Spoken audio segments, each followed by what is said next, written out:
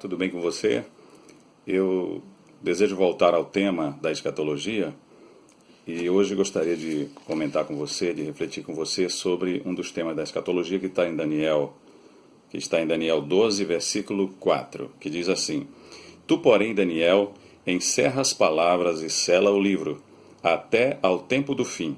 Muitos o esquadrinharão, e o saber se multiplicará, ou a ciência se multiplicará. E eu quero falar justamente sobre esse tema, o tema da multiplicação da ciência. Se nós fizermos uma retrospectiva rápida a respeito de como era o mundo antigamente, nós podemos constatar que o mundo patinou na economia agrícola, que é a economia primária, e caminhou no passo dos animais e das carroças até o final do século XVII. Depois veio o século XVIII e então houve um salto no conhecimento dos homens. Não podíamos nem chamar, talvez, de conhecimento científico, eles não chamavam assim, mas no conhecimento dos homens com a criação da máquina a vapor. Então a máquina a vapor passou a impulsionar os trens, as grandes companhias de estradas de ferro e também as embarcações a vapor. Não eram tão grandes, mas embarcações a vapor, e surgiu também o telégrafo, mais ou menos nesta época. Então, quando chegou no século XX, a partir de 1900, então houve realmente uma explosão, uma multiplicação, como nós pensamos que é cumprimento de Daniel capítulo 12. Por quê? Porque foi como se um freio tivesse sido removido a partir do século XX, do ano de 1900 em diante. Por quê? Porque veio o motor, a explosão, por exemplo, e então ele passou a impulsionar as máquinas na terra, no ar e também nos oceanos, e também veio o aço e também o chamado concreto armado, e isso fez com que fossem ampliadas as edificações, as construções, ou a construção civil sofreu um grande impacto e uma verdadeira explosão. As cidades cresceram, começaram a crescer e cresceram até demasiadamente. Nós temos cidades como São Paulo, no Brasil, que tem 16 milhões de pessoas, e até cidades de mais de 20 milhões, como a cidade do México. Então houve uma explosão na construção civil. Os edifícios passaram a ser muito altos. É só você pesquisar aí sobre Dubai, por exemplo, e outras grandes capitais do mundo, que você vai perceber que tem muitos arranha-céus de mais de 100 andares. É uma coisa impressionante. Então surgiram também o rádio. O rádio já veio do século XVIII, do século XIX, melhor dizendo, o rádio e o telégrafo. E quando chegou no século XX, no início do século XX, surgiu o automóvel, o T4, da fabricante Ford, né? Surgiu a Ford Motor Company. Então, depois vieram os aviões, que foram muito aperfeiçoados na Primeira e na Segunda Guerra Mundiais. E depois vieram a televisão, os computadores, depois a miniaturização dos computadores, né, ou a redução drástica dos equipamentos, passaram a ser não mais grandes equipamentos, mas equipamentos pessoais, pequenos. E aí veio também a internet e as redes sociais. Hoje todo mundo está com uma pequena caixinha na mão, olhando para ela o tempo inteiro, que é essa caixinha que está gravando esse vídeo, que são os smartphones, né? Os telefones celulares, que hoje são mais potentes do que os primeiros computadores pessoais. Se nós pensarmos também em outras áreas, como por exemplo, muitas profissões deixaram de existir. Eu mesmo fui telegrafista na minha mocidade e também datilógrafo por 10 anos. São profissões que não existem mais. Muitas pessoas estão também perdendo suas profissões para as máquinas, para os equipamentos, para os computadores.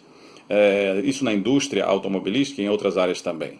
Por exemplo, surgiram empresas ou aplicativos na internet como a Uber, que está transformando o transporte particular de passageiros, de pessoas, transporte terrestre no caso.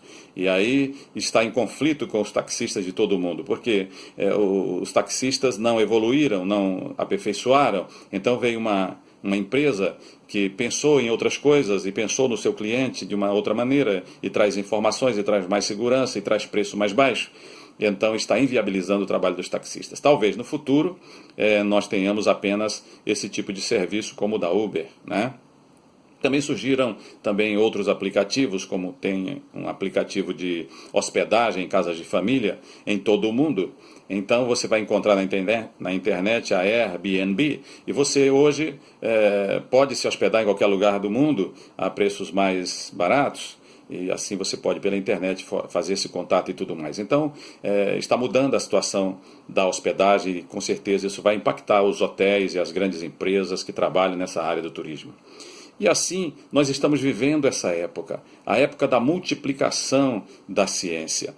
Já se dizia no ano 2000 que a ciência se multiplicava de 15 em 15 anos. Eu li alguma coisa no ano de 2010, por exemplo, que a ciência já estava se multiplicando de 5 em 5 anos. Em 2015, já se dizia algo como que a ciência se multiplica de 2 em 2 anos. Então, talvez agora, em 2017, alguém passe a dizer, dentro de uma posição bem abalizada, que a ciência se multiplica de ano em ano, o que significa que nós não temos mais nem condições de acompanhar a multiplicação do conhecimento, a multiplicação da ciência. E aí está o cumprimento, um dos dois cumprimentos bíblicos de que nós estamos vivendo o tempo do fim, de que diz a Bíblia, que é a multiplicação da ciência. Então é um tempo que a Bíblia já previu lá atrás, há 800 anos antes de Cristo. E de Cristo para nós já tem 2000 anos. Então já estava previsto nas Escrituras, que é chamada de Escritura da Verdade, que é a palavra de Deus, que não passa, que não muda jamais. Muitas pessoas não creem na Bíblia, mas Jesus disse que passará os céus e a terra, mas as minhas palavras não hão de passar. E realmente tem passado aí as grandes empresas, antes disso os grandes impérios, os grandes e poderosos impérios como o Império Romano, o Império Grego. Onde está a glória da Grécia, que dominou o mundo em 12 anos? A Grécia hoje é um dos países mais pobres da Europa. Então, grandes empresas também faliram, outras surgiram. E as empresas maiores que existem no mundo poderão ser suplantadas daqui a 2, 4, 5 anos. Então não há mais limites para o controle também da política, para o controle também das pessoas e das empresas. E nós estamos caminhando para Apocalipse capítulo 13, que prevê o controle total das pessoas. Ninguém poderá comprar nem vender se não tiver a marca na mão ou na testa. Então, nós estamos cumprindo as Escrituras. Isso tudo nos mostra que é necessário a gente ler a palavra, voltar para a palavra de Deus, refletir sobre aquela palavra que não muda jamais, que é a Escritura da verdade, a palavra de Deus.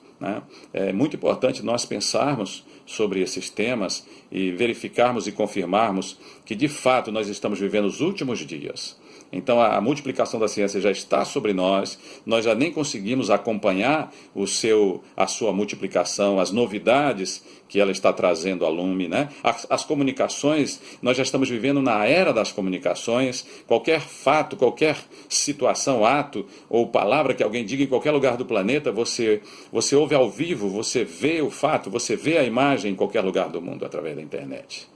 Então nós já estamos vivendo esse tempo. Então é tempo de nós refletirmos sobre o que Deus diz na sua palavra sobre nós e sobre esses tempos, esses dias que nós vivemos, os últimos dias. Estamos vivendo os dias que antecedem a volta de nosso Senhor Jesus Cristo, o arrebatamento da Igreja de Cristo, a implantação do reino milenial de Jesus na face da terra, porque o governo humano vai passar. E o governo de Cristo vai se estabelecer visivelmente. E depois desse governo será o estado eterno. É bom a gente olhar para as Escrituras. É importante a gente se voltar para Deus, porque Ele nos chama a atenção para isso. Ok? Se você gostou desse vídeo, dá um clique, dá um like, compartilha com os teus amigos, ok? E não se esqueça, o tempo está cumprido e o rei está voltando. É tempo de preparação.